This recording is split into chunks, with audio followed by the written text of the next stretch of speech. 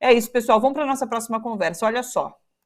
Seguinte, a gente vai falar agora sobre o livro Extermínio, 200 anos de um Estado genocida, que foi lançado pela editora Planeta.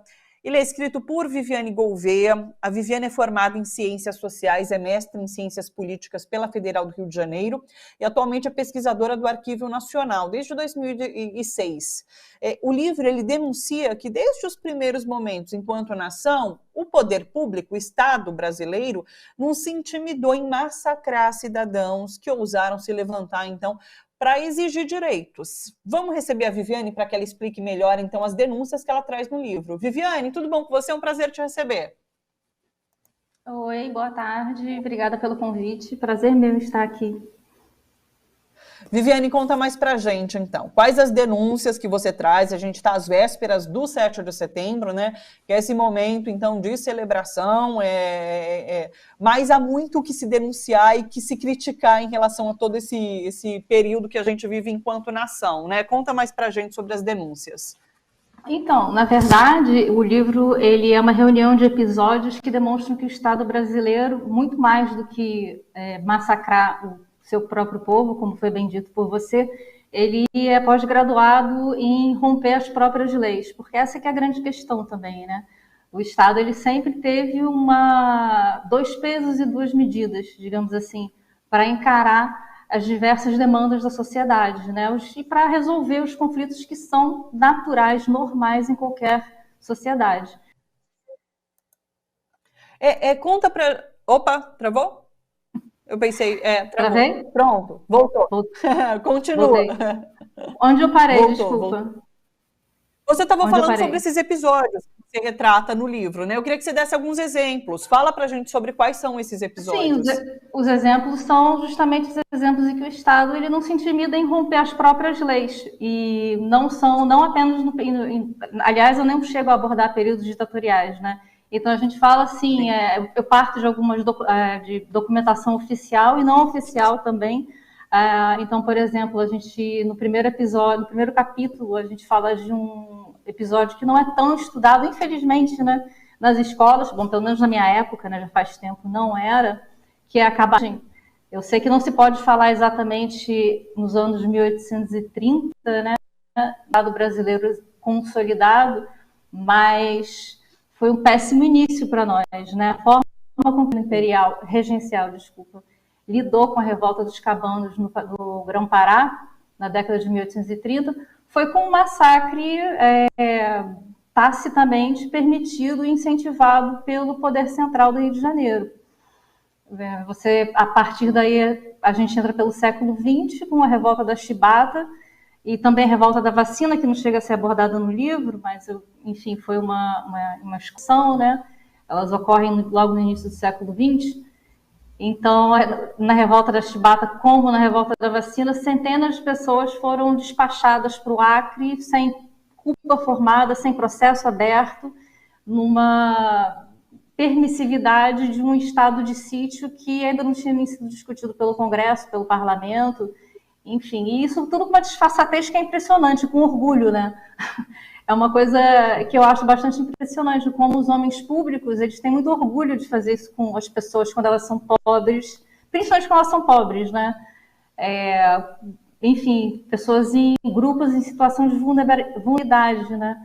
Também traz o episódio indígena, que esse eu acho que é talvez o mais conhecido, né? O mais óbvio, talvez, o quanto as tribos brasileiras, né? As tribos dessa terra, foram massacradas para não atrapalhar o caminho de um chamado progresso, né, de um chamado desenvolvimento, absolutamente questionável, porque, enfim, um desenvolvimento absolutamente desigual, mas o quanto foram massacrados, e também trago isso no livro, né, tento mostrar isso para as pessoas que lerem, espero que leiam, né. Eu tenho um livro aqui, como você mostrou também, são 8 capítulos, a gente fala dos sindicalistas também, e eu chamo a atenção novamente para o fato que esses episódios não são episódios que se passaram nos períodos de ditadura Vargas ou ditadura militar, não são. Todos os episódios tratados no livro, eles ocorreram em períodos democráticos, ou pelo menos a República Liberal, chamada Primeira República, né? A gente fala do massacre de Patinga em 63, em que um número indefinido de operários foi morto por forças de segurança privada com o apoio de segurança pública. Da invasão de Volta Redonda, em que alguns operários foram mortos, a cidade inteira foi virada do avesso, em 88, logo semanas depois do aniversário da promulgação da nova Constituição, né, a Constituição Cidadã. É um monte de coisa, gente. A gente fala do massacre de Carajás, a gente fala enfim, foi um tanto estranho para mim. Por exemplo, o último capítulo ele começou sendo sobre vigário-geral e ele terminou sendo sobre vigário-geral e Jacarezinho, porque quando eu estava escrevendo o livro aconteceu Jacarezinho.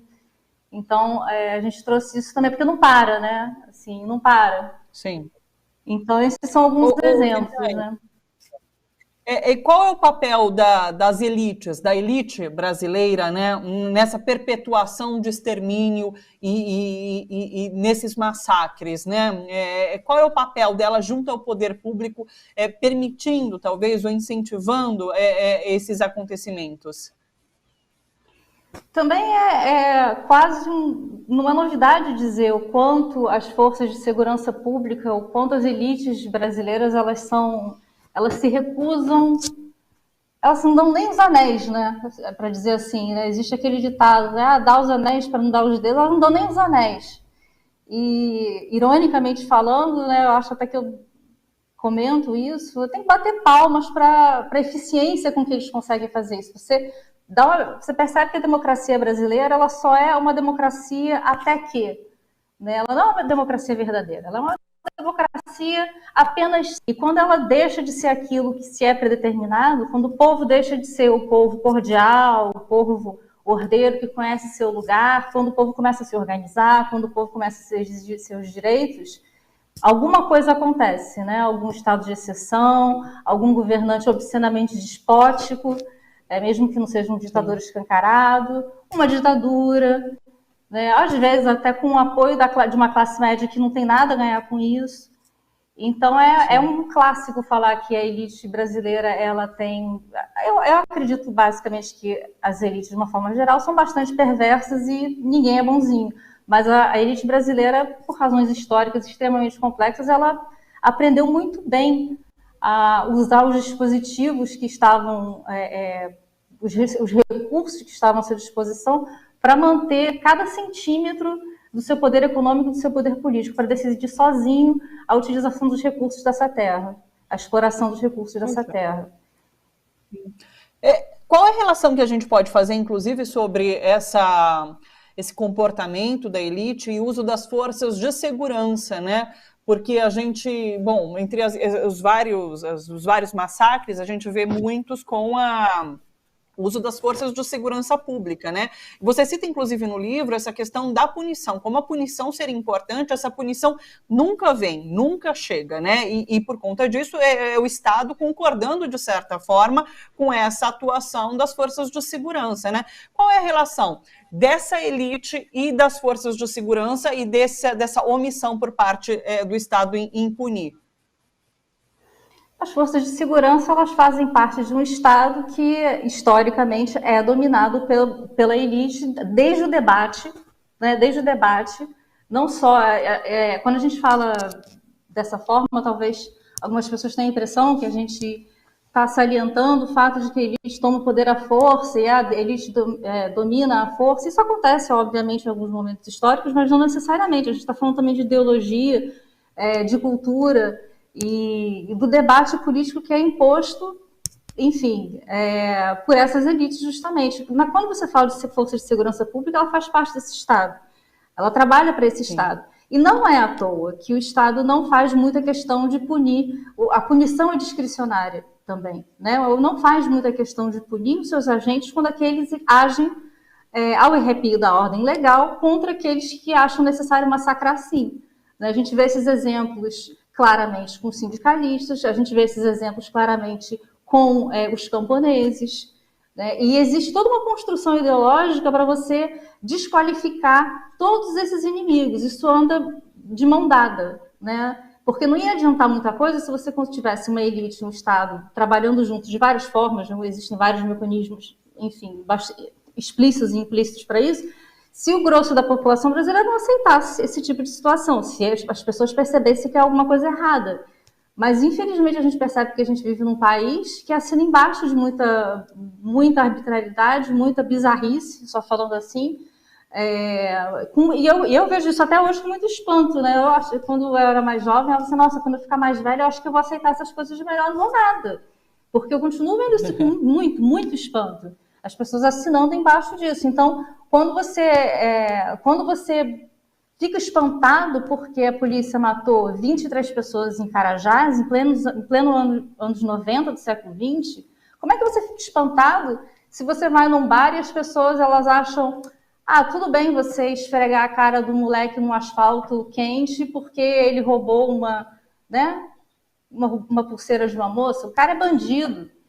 Né? Quem é que vai decidir isso? A gente não pode normalizar essas coisas. Então não adianta a gente ficar espantado porque a polícia mata arbitrariamente, né? Porque a gente deu essa permissão. Eu digo todo mundo, lógico, mas enfim, existe essa permissividade dentro da sociedade brasileira.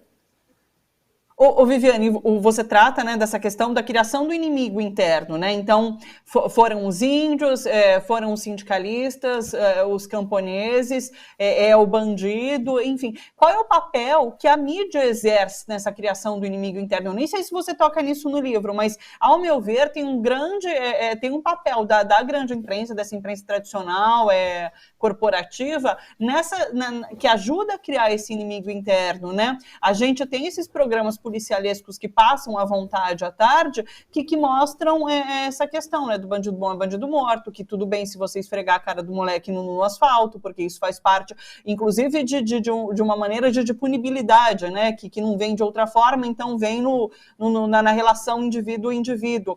Qual é o papel da mídia? Você trata sobre isso também?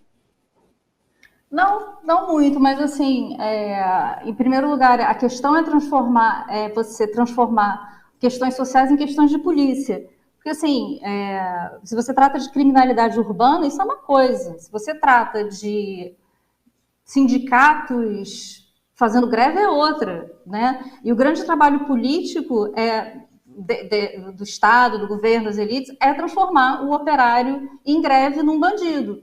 Esse que é o grande trabalho. E, assim, existe, sim. Eu me lembro... Quando teve o episódio de Volta Redonda, especificamente, eu era adolescente, eu me lembro bem do número de horas que as pessoas que os telejornais gastavam entrevistando os homens do governo que iam para a televisão com aquela cara deles, né? Nossa Senhora, estão destruindo o patrimônio público, né? Então, isso, por exemplo, é uma forma de você criminalizar. Dando um exemplo, a mesma coisa acontece com os camponeses, quando eles estão agindo principalmente via MST, Movimento dos Trabalhadores Rurais Sem Terra, né? Invadiram a terra, é tudo bandido. E como as pessoas compram essa ideia, né? Porque como se as pessoas tivessem muita terra, né? Como se todos aqueles telespectadores dos jornais fossem super, mega latifundiários e tivessem muito interesse naquilo, né?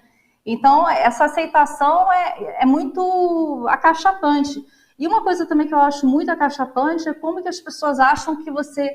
para defender bandido, leva para casa, tem pena de bandido, leva para casa.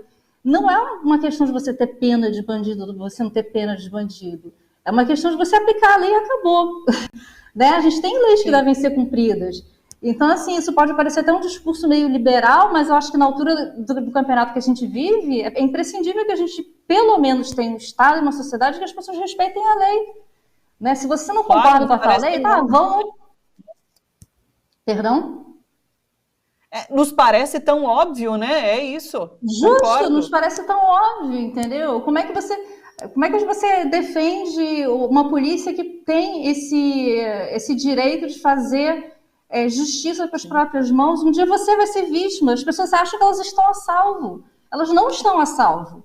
Né? Eu acho que elas deviam aprender isso. Elas não estão a salvo. Porque da mesma forma que a polícia pode dar um tiro na cara do moleque porque ele é ladrão, e ele tem que ser preso, ok, beleza? Mas assim, da mesma forma que a polícia vai lá, e aí ela não é presa, não é investigada, porque, né? A mesma forma que ela faz isso, ela pode dar um tiro na sua cara porque você vai lá no 1º de maio protestar porque o salário está congelado.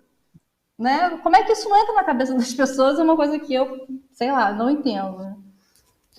Ô Viviane, você propõe alguma solução para esse estado que a gente vive? Qual seria o caminho a adotar? Nossa, Deus me livre, eu não proponho nada, não. Não, eu tô brincando, mas assim, eu levanto algumas discussões. Eu acho que as pessoas, de uma forma geral, elas são duas coisas. Elas têm que voltar um debate quase de beabá, né? O que é o Estado? O que é um país? O que é uma nação? Você quer ser brasileiro? Eu faço essa pergunta no final. Você quer ser brasileiro? Né? Não tem problema se você não quiser também, não. Eu tenho muito ranço desse nacionalismo tosco que as pessoas ficam, nossa, pátria. Eu tenho muito ranço disso. É uma construção relativamente recente no caso do Brasil, né? Então, assim, você quer ser brasileiro? Você quer conviver com isso? Ser uma nação, você pressupõe que você acredita que você tem um futuro junto, né? Então, que futuro você quer? Desse jeito, com esses discursos de ódio, essa sociedade hostil desde sempre. Não é de hoje, isso aí eu chamo a atenção o tempo inteiro, não é de hoje, não dá pra gente ficar achando que, nossa, que novidade todo esse discurso de ódio e as pessoas se odiando, não é de hoje. A sociedade é hostil desde sempre, é um mito dizer que o Brasil é um país de gente boa, cordial, né? Não estou dizendo que a gente tem uma natureza ruim, pelo amor de Deus, não me confunda, mas historicamente falando, é difícil ser brasileiro, é muito difícil. Então, acho que essa é a primeira coisa que eu penso, é voltar a esse debate básico, mais político mesmo. Político não de partido, mas político. Política é trabalhar em termos de uma comunidade de futuro. Né? Você quer viver com aquelas pessoas, não é isso? Tem passado em comum e pensa em viver um futuro em comum. Então, acho que essa é a primeira coisa. A gente tem que trazer esse debate, que é básico, né? E outra coisa, né, que eu não chego nem a falar muito no livro, mas às vezes eu fico pensando, a gente vive uma democracia no sistema político que pressupõe que as pessoas sejam muito racionais, muito instruídas e muito informadas. E as pessoas não são nada disso, né? Não é bem assim. Né? Então, como é que a gente vai trabalhar com essas coisas? Com esses 3 aspectos? Só para começar, as pessoas saem da escola sem saber para que serve uma defensoria pública. Elas não sabem qual é a diferença entre um senador e um deputado. Elas não sabem para que serve um presidente. Tem muita gente que acha que o presidente pode fazer tudo. Aí chega aos 30 anos de idade e aí o presidente fica brigando com o tribunal e aí fica defendendo o presidente porque acha que o presidente pode fazer tudo. Não é assim.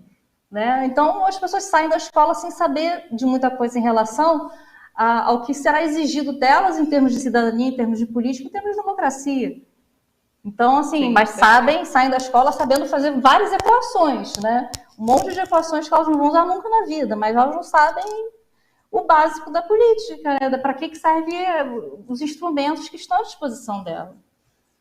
Sim, perfeito. Sabe que sobre esse questionamento que você coloca de ser brasileiro, né, do que a gente quer construir juntos, várias das discussões que a gente tem aqui, a gente chega a esse entendimento sobre a necessidade de pensar coletivamente, né, de pensar coletivamente, de viver coletivamente, em disputa com esse modelo que a gente tem hoje do individualismo, né, é tudo muito individual, é tudo cada um por si, e a gente tem que trazer essa discussão sobre o coletivo. Acho que seria tão importante se a gente conseguisse dar esse passo. Eu acho que a gente poderia trazer alguma transformação a partir daí.